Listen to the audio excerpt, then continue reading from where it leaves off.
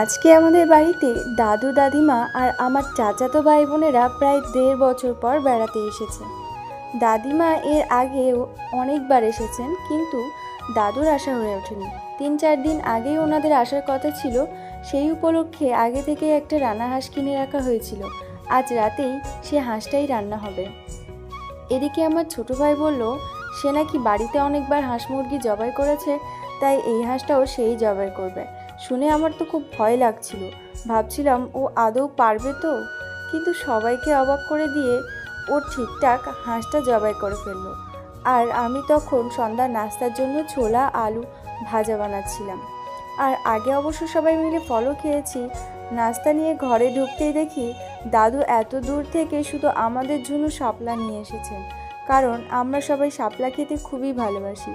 আর আমাদের এখানে তো সহজে শাপলা পাওয়াই যায় না। নাস্তা শেষ হতেই আমরা সবাই যে যার কাজে লেগে পড়লাম। দাদিমা, মা আর আমরা 3 জনে মিলে হাঁসটা ভালো করে পরিষ্কার করলাম, কেটে ধুয়ে মশলা দিয়ে দারুণ করে রান্না করলাম। রান্না শেষ হওয়ার পর সবাই একসঙ্গে বসে খুব আনন্দ করে খেয়ে নিলাম। পরিবারের সবাইকে একসঙ্গে পেয়ে আজকের সন্ধ্যাটাই যেন আরও বিশেষ হয়ে গেল। তোমরা কারা কারা শাপলা খেতে ভালোবাসো আর হাঁসের মাংস খেতে কেমন লাগে সেটাও অবশ্য কমেন্টে জানাবে। আজকের ভিডিও এই পর্যন্তই। সবাই ভালো থেকো, আবার দেখা হবে পরের ভিডিওতে।